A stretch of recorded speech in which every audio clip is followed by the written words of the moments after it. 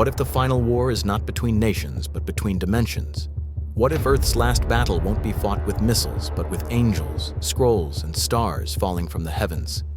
Revelation speaks of a dragon cast to earth. Michael rises. The sky opens. A rider on a white horse descends. This is not myth. This is prophecy, coded in symbols yet cosmic in scale.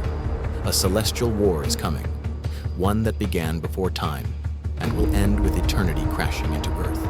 The question is not if it will happen. The question is, are we the generation who will see it unfold? Before man took his first breath, before oceans swelled or stars ignited, the heavens trembled with a silence torn by rebellion. There was no sin on earth yet, no blood spilled, no shadow cast. But in the eternal courts, where glory once flowed uninterrupted, an unthinkable fracture formed.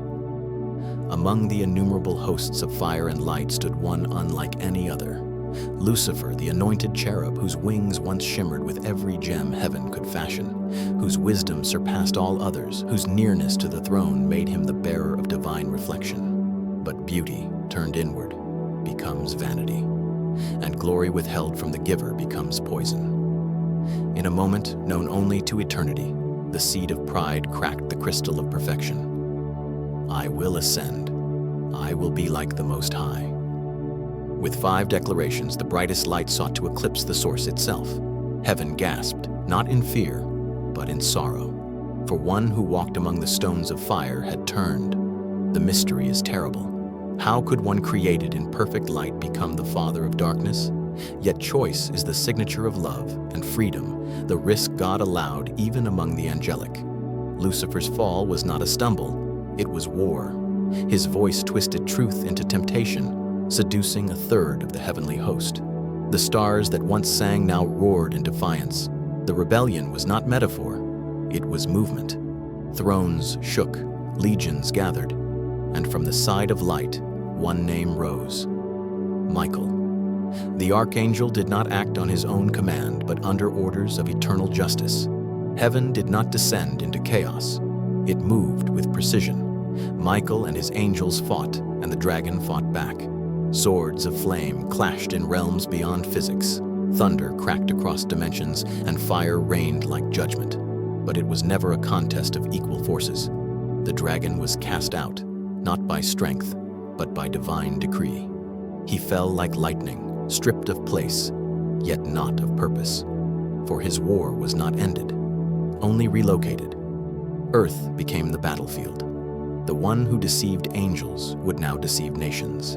The ancient serpent slithered into Eden, and the conflict continued in whispers. Cain raised a blade. Babel reached for heaven. Egypt defied the I Am. Every empire, every idol, every false prophet echoed the old cry, I will ascend. And yet, the word did not waver. Throughout time, God wove redemption into the war. A flood cleansed, a covenant was made, a child was born, and the dragon waited again before the woman ready to devour the child.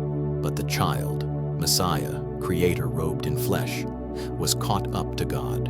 He rose in victory, yet the dragon raged still. He knew his time was short. The saints became targets. The truth became a threat. And the same Michael who fought in heaven now watches over those whose names are written in the book of life. The war paused, but never ended, flares again. Not with armies on battlefields, but with ideologies, with deception, with rebellion against the Creator's design. Nations tremble. Shadows move through governments, through screens, through laws, through culture. The battle is not for land, it is for souls. Revelation does not say if the war will return to earth. It declares that it will. The dragon has always been here, but he knows something even more terrifying than defeat, that the rider is coming. The heavens will open again. And this time, the war will not end with exile, but with fire. Before we continue, if this content has blessed your life, like, comment, and share. Subscribe to the channel. And if you would like to bless the channel, click the Super Thanks button and leave an offering of any amount or become a member. That way, we can continue investing in research and improvements to bless your life even more. In the midst of heaven's silence, when the echoes of rebellion still haunted the stars, John was taken into a vision that defied mortal comprehension. He stood before a throne that blazed with emerald and lightning, surrounded by creatures full of eyes, elders crowned in gold, and thunder that spoke without sound. But all creation had paused.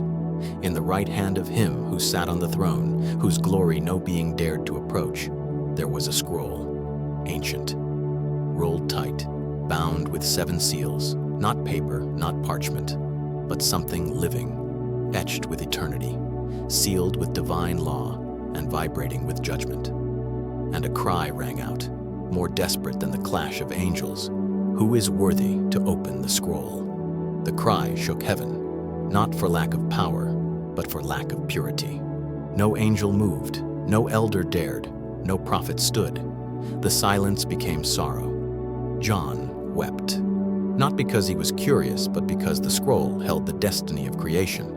If it remained sealed, history would remain broken. The rebellion would never end. The curse would never be lifted. But then, the elder touched his shoulder. "Do not weep. Behold, the Lion of Judah has prevailed." And then came the Lamb, slain, standing, glorified. The one who was pierced now bore the scroll, worthy not because of force, but because of sacrifice. The Lamb did not take the scroll by power, he received it by right. And when he broke the first seal, the war resumed. A white horse thundered forward, its rider holding a bow, wearing a crown, sent out to conquer. Not merely a man, but a spirit, a global force of conquest unleashed upon the earth. With each seal, a new reality tore through the veil. The red horse of war, the black horse of famine, the pale horse of death. Each rider, each movement was not random, but part of the divine war protocol. Not punishments, purifications, not chaos, cosmic justice. The seals were judgments, yes, but also revelations. They exposed the systems that Lucifer had hidden, the empires built on blood, the marketplaces built on greed, the alliances built on lies. As the 5th seal broke, the souls beneath the altar cried out, martyrs whose blood stained the timeline of earth. "How long, O Lord?" And the answer was not delay, but acceleration. The 6th seal cracked the sky itself. The sun turned black. The moon dripped red. The stars fled their posts.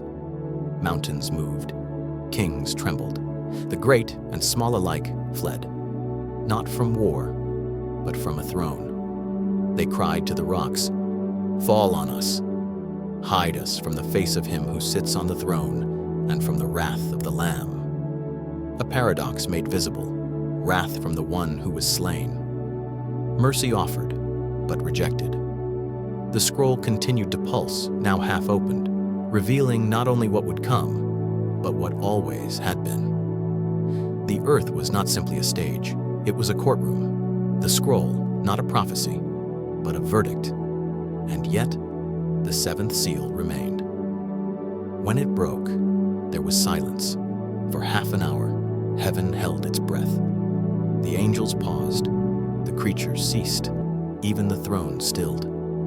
The silence was not absence, it was anticipation. For the final wave of judgment would not come with noise, but with incense. An angel took fire from the altar, mixed it with the prayers of the saints, and cast it upon the earth. Lightning followed, thunder crashed, and then came the trumpets. The scroll had become activation. The sealed command was now a war document fully unrolled. Each layer revealed another dimension. Physical plagues reflected spiritual corruption. The cosmos shook, the abyss opened. Creatures not born of earth emerged. The supernatural was no longer hidden, it was weaponized. Demons long imprisoned now released. A fallen star opened the pit. Smoke darkened the sun. Locusts with faces like men and crowns of war swarmed not crops, but souls. The scroll had done what no rebellion ever could. It tore open the illusion that earth was only material. It exposed the spiritual infrastructure of reality. Every nation, every temple, every market, every war, all influenced by unseen principalities. But now, the scroll declared their end, and the Lamb, still bearing wounds, still shining with glory, stood as commander. This was no longer a vision, it was the strategy of God, and the question that trembled between the sixth and seventh seals now thundered through eternity: who shall be able to stand? The dragon rises, not from shadow, but from prophecy, not from imagination, but from revelation, a force ancient in malice, yet ever adapting, clothed in the garb of kings and creeds and councils. He is not a myth carved into medieval legend. He is the spirit beneath every empire that rages against heaven. 7 heads crown his intelligence, 10 horns signal his influence, and diadems glisten with counterfeit glory. He is called that ancient serpent, the deceiver, the accuser, the enemy who fell like lightning but never ceased to slither. His tail sweeps 1/3 of the stars, angels that once bore light, now bearing darkness, cast out not by accident but by allegiance. Their fall was a choice, and their leader, a dragon masquerading as divine. In John's vision, he does not hide. He stands bold before the woman clothed with the sun, with the moon under her feet and a crown of 12 stars upon her head. She groans with birth pangs, not only of a child, but of an age. She is more than Mary, more than Israel, more than the church. She is all of them, the vessel through which heaven births its greatest invasion. And the dragon waits, crouched, poised, devouring with his eyes. He seeks the child. He does not fear angels, prophets, or armies. He fears the child. For the child is not born of man's will, but of divine purpose. The child is the heir of all thrones, the breaker of curses, the living word made flesh. Born in a manger, hunted by Herod, baptized in Jordan, crucified outside the city gate, risen from the tomb, ascending through clouds. This child escapes him. Caught up to God and to his throne, beyond the dragon's reach, beyond his fangs, beyond his deception. But the dragon does not retreat. He redirects. His fury turns toward the woman and her offspring, those who keep the commandments of God and hold to the testimony of Jesus. His war shifts from heaven to earth, from direct attack to subtle corruption. He does not always roar. Often he whispers. Through ideologies and systems, through seduction and fear, through false prophets and counterfeit wonders, he weaves his influence into culture and creed. The horns of the dragon crown the heads of nations, empires that rise and fall at his bidding. Babylon, Persia, Greece, Rome, each in their season, bore his signature. But in the last age, they converge. The heads of old become the beast of now. One system, many forms, political, economic, religious, all forged into an image that demands worship. And at its root is the dragon. Not visible, not named, but present. His power is not in open fire, but in hidden influence. He gives authority to the beast. He empowers the false prophet. He animates the image, and the world, blind to the source, marvels. Who is like the beast? Who can make war against him? The dragon smiles, for that question was once asked of God, and now it is asked of him. But Revelation peels back the curtain. The dragon's time is short, his wrath is great.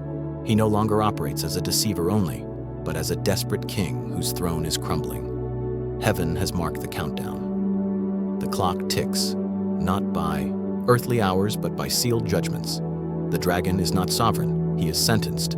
His actions, though fierce, are within bounds. His leash is held by the one he hates, and that knowledge torments him. He cannot ascend, he cannot undo the resurrection, he cannot touch the throne, and so he turns to the image of God on earth, humanity. He persecutes the saints, he corrupts the nations, he distorts the truth, he floods the earth with deception, hoping to drown the woman and her seed. But the earth helps the woman. The wilderness shelters her. Time, times, and half a time are measured and protected. The dragon rages. He calls forth beasts from the sea and the earth. He marks foreheads and hands. He demands worship. But all of this is not conquest. It is collapse. The dragon is falling again, not from heaven, but from influence. for a remnant rises, those sealed with the name of the Lamb, those who do not bow, those who overcome not with swords but by the blood of the Lamb and the word of their testimony, and they love not their lives, even unto death. This is the dragon's true defeat, not merely in battle, but in endurance, in the quiet power of faith that refuses fear. And as he rages, heaven prepares. The rider sharpens his sword, the trumpet waits for breath, and the woman, though hunted, continues to bear what the dragon cannot destroy: truth. Because the serpent may strike at the heel, but the seed will crush his head, and the dragon knows it. He has always known it. The veil is thinner than we think. While wars rage on battlefields and leaders sign treaties they barely understand, a far older war plays out above and around them, invisible yet intricately intertwined with every kingdom and conflict. The prophets of old never spoke of angels as metaphors or harmless messengers. They saw fire in their eyes and swords in their hands. They heard the marching of wings like thunder across the heavens. And now, as the seals break and the trumpets prepare to sound, the role of angels is revealed not as observers, but as executors of divine command. Earth is no longer merely inhabited by man. It is now occupied by forces ancient, holy, and terrifying in their authority. Michael, the great prince who stands watch over the children of God, rises not in vision, but in battle formation. His sword is not ceremonial. It is judgment forged in eternity. Where once he defended heaven against the dragon's pride, now he leads ranks of angels across the thin veil that separates the seen from the unseen. Every move, every sound, every silence in the heavens echoes across the timeline of human history. The angel who stopped the mouths of lions, who walked in the furnace beside the faithful, now stands at the threshold of intervention. They do not descend in chaos, but in order. For heaven is not a realm of confusion, but of command. Each trumpet, each bowl of wrath, each seal broken is a signal, a divine call to arms. One angel holds back the winds. Another pours fire from the altar. Another cries aloud that time shall be no more. The boundaries between dimensions tremble. Angels walk among men, veiled in light or cloaked in flesh, guiding, guarding, judging. Some are unseen guardians, standing beside the faithful in silence. Others appear in the open, striking down kings, releasing judgments, gathering the elect. The supernatural is not rare. It is merely concealed until its appointed time. Earth becomes the chessboard of celestial strategy. Principalities and powers, both fallen and holy, contend not for soil, but for souls.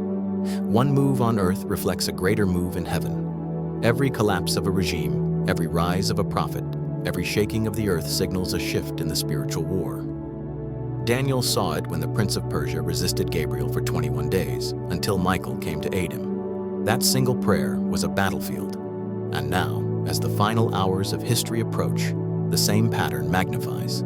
Cities become strongholds, nations become pawns. But above it all, angels move with divine permission and perfect knowledge. They carry censers filled with prayers. They swing sickles over ripened harvests. They cry out warnings to a world deafened by noise. Their allegiance is absolute, their precision flawless. They do not act on whim or sentiment.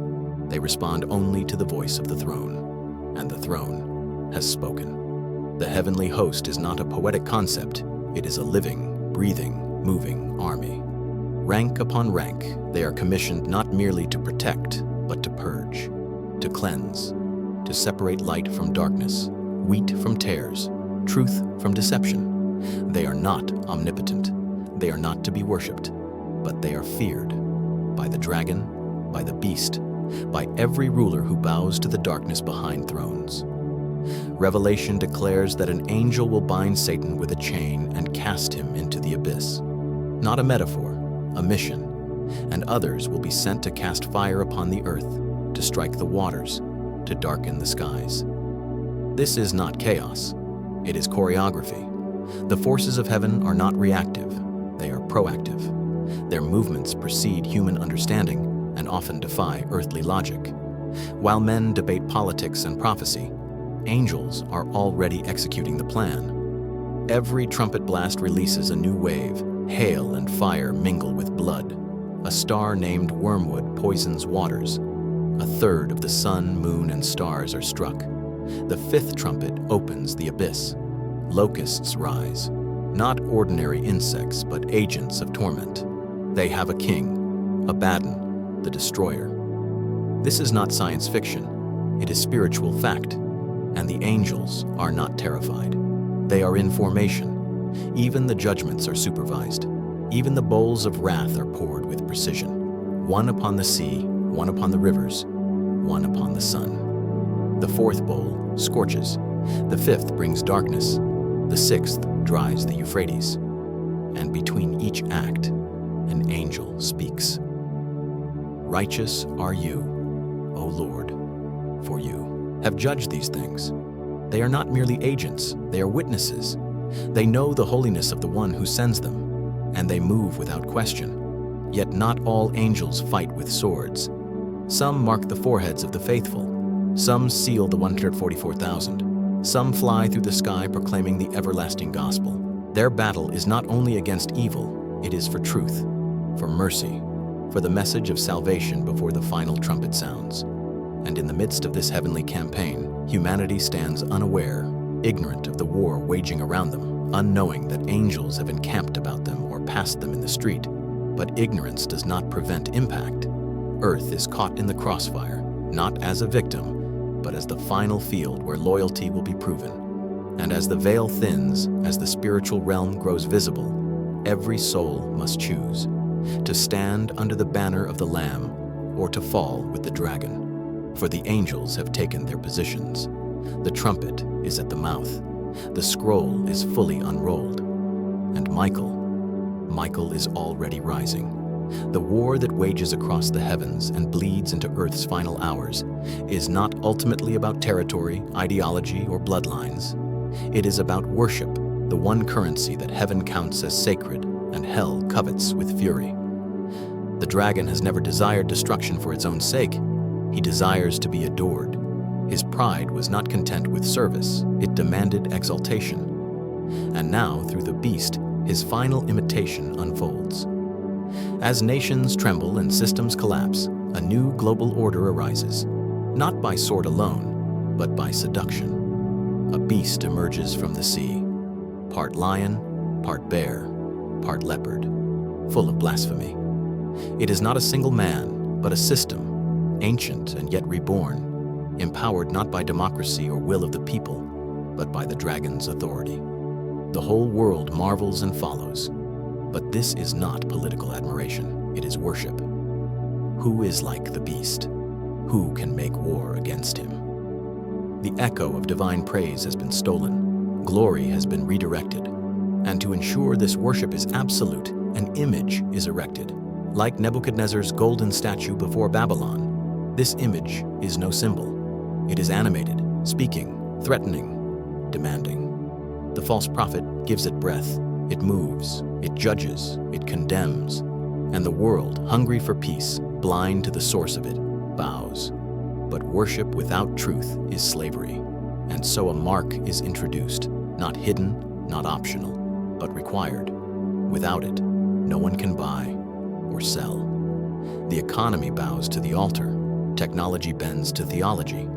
The mark is not just a number, it is allegiance, a visible sign of inward surrender. Some receive it on the forehead, their minds conform to the beast. Others on the hand, their actions enslaved to the system. And while the world celebrates its unity, heaven mourns its betrayal. Because every bowed knee to the beast is a betrayal of the Creator who formed that knee in the womb. Every hand that bears the mark forgets the one who was pierced for their transgressions. And so the call comes, not from pulpits or parliaments, but from heaven itself. A voice cries out, "Here is the call for the endurance of the saints, those who keep the commandments of God and the faith of Jesus." The line is drawn, not by borders, but by belief. The remnant rises, not with weapons, but with worship. They refuse the mark, they reject the image, they will not sing the beast's anthem. And their defiance is not political, it is spiritual. For worship has always been the test of loyalty. In Eden, it was about obedience. In the wilderness, about idolatry. On the Mount of Temptation, Jesus himself was offered the kingdoms of the world in exchange for a moment of worship. But he answered, "You shall worship the Lord your God, and him only shall you serve." And now, in Earth's final age, that same question returns. Who will you worship? The Creator or the counterfeit, the Lamb, or the beast? The choice is no longer theoretical. It is enforced. The saints lose jobs, they lose homes, they are hunted.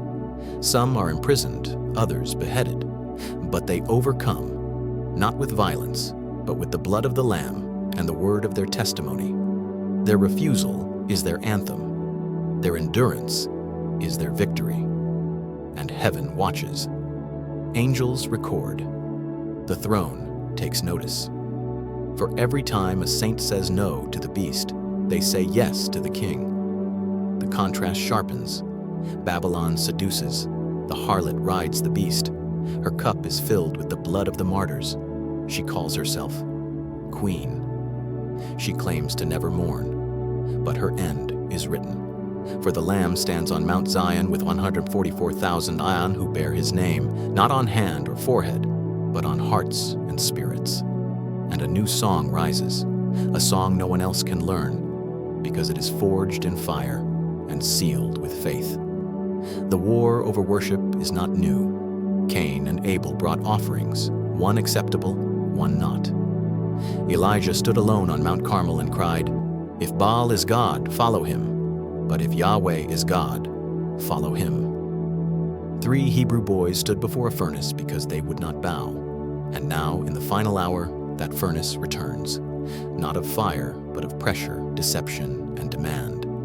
And still, the faithful refuse to kneel, because worship is not a song, it is allegiance. It is where the soul bends when the sword is drawn, and so every heart becomes a battlefield. The struggle is not distant, it is here, in every choice, in every compromise, in every declaration of truth or silence of fear.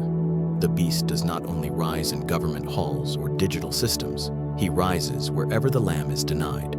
But the Lamb is not silent. He sends 3 angels, one with the everlasting gospel, one with the fall of Babylon, and one with the final warning. If anyone worships the beast and receives his mark, he shall drink the wine of God's wrath. This is not metaphor. This is mercy, a final call, a final dividing line. And in the silence that follows, heaven waits. Because when the smoke clears, it will not matter who ruled or who won elections. It will not matter who had influence or gold. It will matter who you worshipped. And the eyes of the King search the earth, not for power, but for hearts fully his. For in the end, worship will not be optional. It will be inescapable. The only question is, who receives it? Above the roar of empires and the static of deception, a new sound pierces the atmosphere, not from earth, but from the sky. 3 angels fly in mid-heaven, visible not merely to prophets, but to nations. They do not whisper. They cry with loud voices, voices that thunder across continents, languages, and screens. This is not symbolism. It is strategy. Heaven interrupts Earth's final descent with a triad of proclamations that cannot be ignored. The first angel proclaims the everlasting gospel, not a new message, but the eternal one, declared since Eden, fulfilled at the cross, and now re-announced at the edge of judgment. Fear God, he cries, and give him glory, for the hour of his judgment has come. Worship him who made the heavens, the earth, the sea, and the springs of water. It is a call not to religion, but to reality, to recognize the Creator in a world bowing to the created, to return to reverence in an age that has dethroned truth. It is the final global altar call. The gospel, once confined to scrolls and pulpits, now circles the earth by an angelic voice. It is heaven's mercy made visible, audible, undeniable. But before its echo fades, a second angel follows, his voice heavier, not with invitation, but with announcement.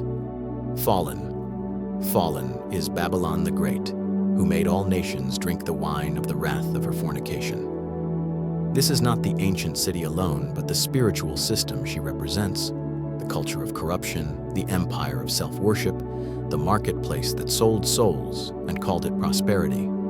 Babylon is the world's seduction industrialized. She dressed herself in purple and gold, called herself queen, and claimed she would never mourn. But now, her fall is not predicted. It is declared. Her collapse is not gradual. It is divine. The angel speaks it as done. Because heaven does not wait for human verdicts. It speaks reality from eternity. And this voice too crosses the skies, cutting through cathedrals and kingdoms, reminding the faithful that no matter how powerful Babylon seems, she is doomed. Her towers will crumble. Her gold will rot. Her music will cease. And those who clung to her will weep, not in repentance, but in regret. Then comes the third angel, his voice the most severe, not a gospel, not an announcement, but a warning. A firebrand hurled across the heavens. If anyone worships the beast and his image and receives his mark on the forehead or on the hand, he also will drink of the wine of the wrath of God, poured full strength into the cup of his indignation. No more metaphors, no more parables. This is judgment without mixture, wrath without dilution. It is a holy God responding to a world that chose the beast over the lamb. The angel continues describing torment, fire, brimstone, the smoke of judgment rising forever and ever. It is not cruelty, it is consequence. It is not arbitrary, it is chosen. For those who bowed to the beast did not do so ignorantly. They rejected truth, mocked mercy, and chose allegiance with rebellion. The angels fly not to terrify, but to testify that heaven gave every chance, that even in the final hour grace was offered. But this is the last pause, the final broadcast before silence falls. After this, the bowls begin. The door begins to close. The celestial war is now public. What was once hidden in scrolls is now heard in skies. What was once preached by preachers is now shouted by angels, and the world is without excuse. Every tongue, tribe, people, and nation hears. The rich and poor, the rulers and the ruled, the deceived and the defiant. All are summoned to choose. And the battlefield is the heart. The angels do not force. They proclaim. They do not coerce. They warn. Because love must always leave room for choice, but the time for indecision is gone. Neutrality is an illusion. The war is at your doorstep, and silence will not save you. The remnant hear the angels and rejoice. They know the time is near. They have not bowed. They will not bow. Though the beast tightens its grip, though the world mocks their resistance, they cling to the Lamb. Their endurance is their anthem. Their loyalty is their legacy. For they know that to suffer for truth is to reign with the King. And heaven marks them, not with ink or chip, but with the name of the Lamb and the Father written in glory. The world hears the same message and scoffs. Some are angered, others distracted, most are indifferent. They drown the sky with entertainment, drown their conscience in noise, hope the angels will pass. But they do not pass. The message has been delivered, the ultimatum declared, the final lines drawn. And as the angels ascend, the silence that follows is louder than thunder. It is the silence before the bowls, before the King rises, before the heavens split. And in that silence, creation waits for the choice of man. Because judgment is coming, not because God is cruel, but because he is holy, and the time to decide is now. Beneath the noise of speeches and parliaments, beneath the spectacle of diplomacy and war, a darker orchestration unfolds, one not seen in headlines but written in prophecy. Revelation unveils what kings themselves do not comprehend, a hidden alliance not forged in treaties, but in darkness. 10 kings rise, not as conquerors in their own right, but as vessels, united not by culture or cause, but by a singular surrender. They give their authority to the beast, not by coercion, but by invitation. The deception is complete. Their crowns are not gold. They are blood-soaked agreements, signed in silence and ambition. These kings rule for 1 hour, a prophetic metaphor for the brevity and futility of their reign. They stand as the final collective rebellion of humanity. nations aligning with the dragon, not knowing they march toward their own end. And then the unthinkable begins. John sees 3 unclean spirits like frogs, grotesque and slithering, coming from the mouths of the dragon, the beast, and the false prophet. These are not metaphors. They are demonic spirits, agents of deception sent to the rulers of the world. They do not speak lies. They are lies. Their purpose is singular, to gather the kings of the earth for war, not against each other, but against God. The insanity of it staggers the mind, that flesh and blood, dust-born rulers would dare to raise arms against the Creator himself. But this is not madness. It is possession. The spirits work signs, wonders, false revelations. They appear as wisdom. They speak as peace. But they stir the nations to a rendezvous with wrath. Armageddon is not merely a place, it is a plan. The kings are drawn to the valley of Megiddo, but the true battlefield is larger than geography. It stretches across minds, policies, military strategies, and spiritual principalities. The river Euphrates, once a barrier between east and west, dries up, not by drought, but by design. This ancient boundary between the physical and supernatural is removed, and from the east, kings march, not knowing they are walking into prophecy, not knowing they are puppets in a war not of their making. Earth and hell are aligning. The veil thins. The spiritual and the political merge. The false prophet speaks. The beast rules.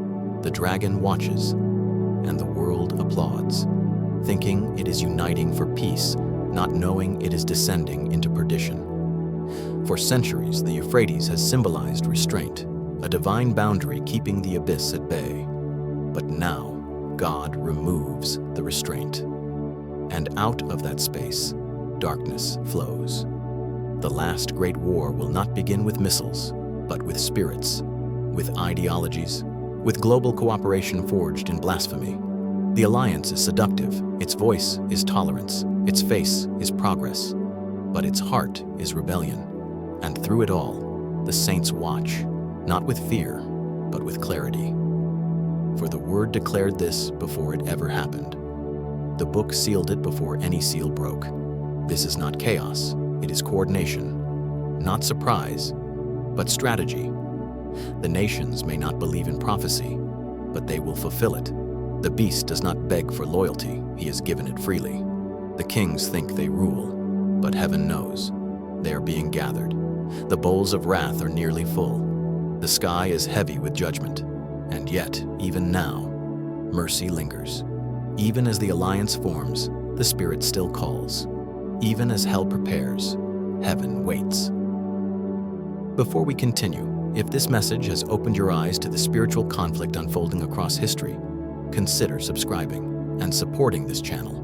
Like, comment, or join as a member to help us keep producing this content rooted in Scripture and Revelation. For the final deception is not merely a lie, it is a choice.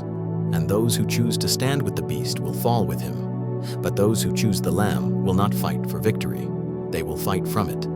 The world is preparing for Armageddon, but heaven is preparing for a wedding. And when the sky opens, it will not be the beast who descends, it will be the king. The question is not whether the nations will unite. They already are. The question is, who will you stand with when the war becomes visible? And then it happens. Suddenly, violently, gloriously, the moment for which the heavens have waited and the earth has unknowingly marched towards since the first fracture of Eden. The sky does not merely shift, it tears open, not like clouds parting after a storm, but like eternity itself ripping through the fabric of time. A door stands open in heaven, and through it rides a figure whose presence silences the cosmos. He is not introduced, he reveals himself, the rider on the white horse, faithful and true, not merely in title, but in essence. His eyes burn with fire, not like torches, but like judgment itself, seeing through every lie, every mask, every rebellion.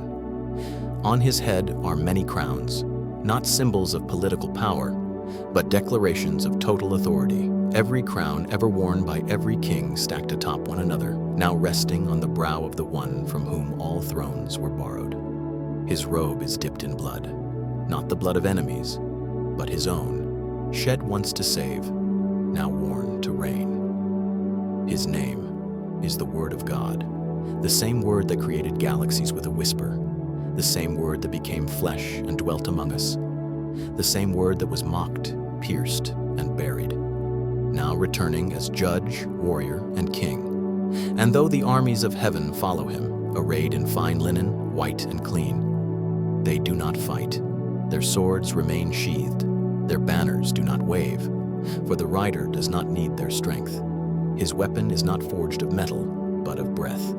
A sharp sword proceeds from his mouth, and with it he strikes the nations. One word from him unravels the strategies of hell. One breath unseats kings and dismantles armies. One command brings silence to centuries of rebellion. The beast stands waiting, surrounded by 10 kings, millions of soldiers, tanks, firepower, satellites. But all of it is dust in the presence of the one who rides forth not to negotiate, but to conquer. He treads the winepress of the wrath of Almighty God, not with vengeance, but with justice. And on his robe and thigh, a name is written: King of Kings and Lord of Lords. This is not poetic flourish. It is legal authority, final and absolute. The Battle of Armageddon is no contest. There is no exchange of blows, no suspense of outcome. The armies of the earth are devoured not by flame, but by the word.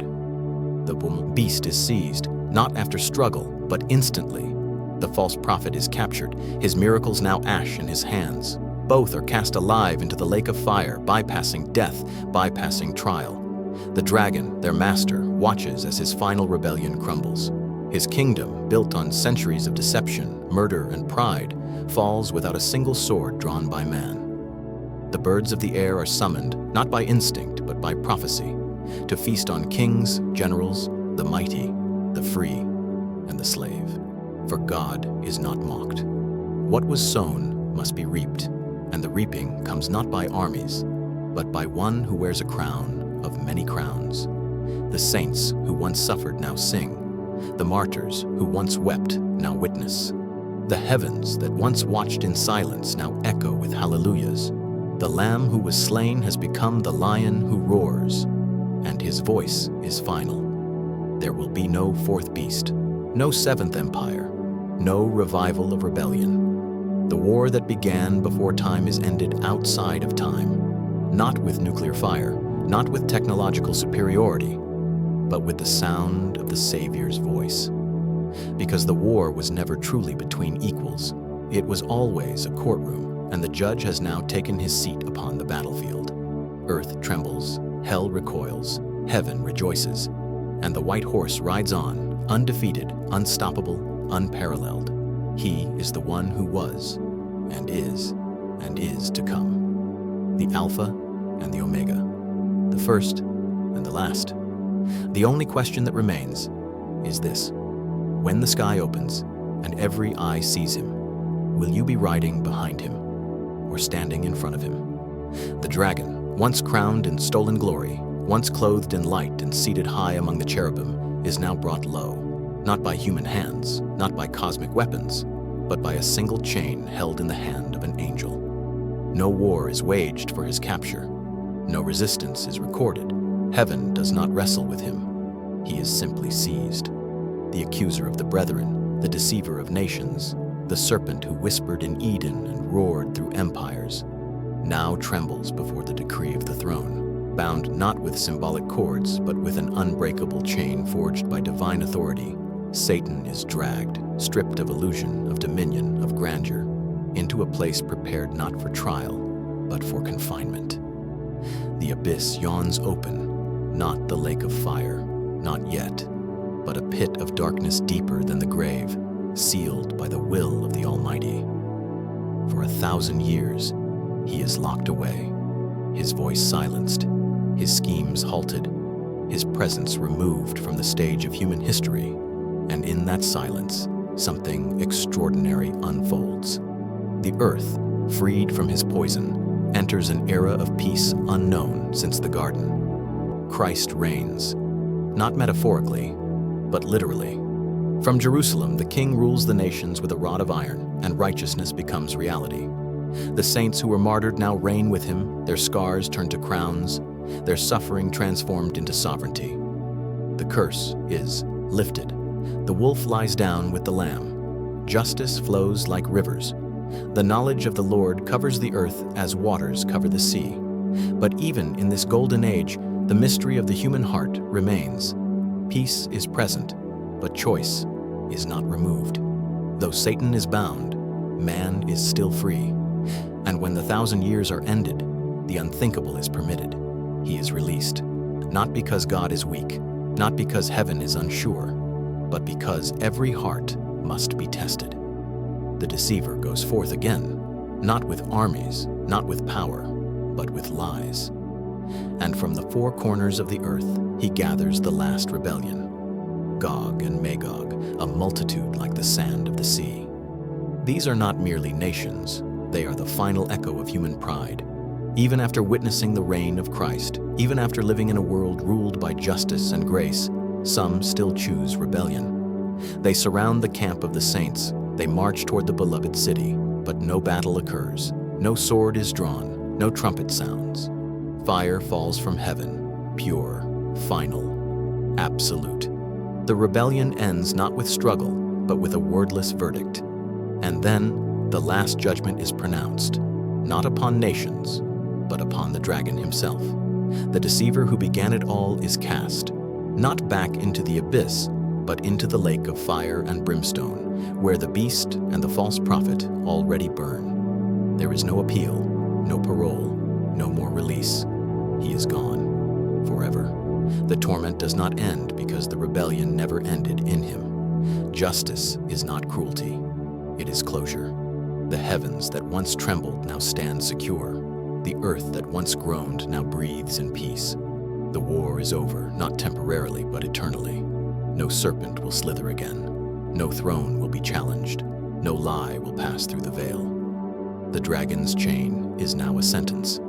His roar is silenced. His name, a warning. The universe moves on, not forgetting, but healed. And from the ashes of deception, a new creation prepares to rise. The old has passed. The judged have fallen, and all that remains is the throne. And then, in a silence that feels like the first breath after a storm, the throne appears. Not veiled, not distant, but central, exalted, and inescapable. Not the throne of Rome or Jerusalem, not the throne of angels or elders, but the throne of the Ancient of Days, the great white throne, whose radiance pierces beyond flesh, time, and thought. Heaven and earth flee from before it, not out of fear alone, but because all that was temporary must now make way for the eternal. There is no place left to hide, no veil left to cover, no excuse left to speak. Before this throne, the small and the great stand as equals. Kings who once ruled empires now tremble beside peasants. The powerful and the powerless now face a judge who cannot be bribed, swayed, or deceived. And the books are opened, not scrolls of myth, but records of reality. Every thought you thought was forgotten, every word whispered in secret, every motive cloaked in kindness but rooted in pride, all laid bare. No filter remains. Memory and truth align. And next to those books, another is opened, the book of life, the Lamb's own record, not of deeds, but of names. It is not a list of the good, but of the redeemed, not of the righteous, but of the ransomed. It contains not the impressive, but the surrendered. Those whose names are found in it are not perfect. They are forgiven. Their sins are not read aloud. They are erased. Their sentence is not spoken. It has already been served at the cross. But for those not found in the book, there is no second book to plead their case. They are judged by their works, and none are enough. They are not sent away out of wrath, but out of justice. The lake of fire, once prepared for the dragon and his angels, now receives all who chose the kingdom of self over the kingdom of God. And then, death dies. The grave gives up its dead. Hades is cast into the lake of fire. There will be no more cemeteries, no more funerals, no more goodbyes. The last enemy is destroyed, not with violence, but with finality. Death had reigned since Eden. but now it bows before the author of life. The war is over, not paused, not delayed. Over. And from the throne, a voice declares, "Behold, I make all things new." A new heaven descends, not abstract or symbolic, but real, tangible, radiant with the glory of God. The New Jerusalem shines with foundations of jewels, gates of pearl, streets of gold. But it is not wealth that defines it, it is the presence. For the throne of God and of the Lamb is there, and his servants shall see his face. No temple stands, for he is the temple. No sun is needed, for the Lamb is the light. No night will fall, for time itself bows to eternity. The river of life flows from the throne, clear as crystal. The tree of life bears fruit again, and the curse is no more. Creation has been restored, not to the garden, but to glory. From rebellion to redemption, from exile to embrace, from war to worship. But the story does not end in awe alone. It ends in invitation. For the Spirit and the bride say, "Come," and let the one who hears say, "Come." Let the thirsty come. Let the broken come. Let the sinner come. For the gates of the city are open, and the blood of the Lamb has already been poured. This throne does not only judge, it heals, it restores, it welcomes. And now, as eternity begins and history is sealed, one question remains, not rhetorical, not poetic, but personal.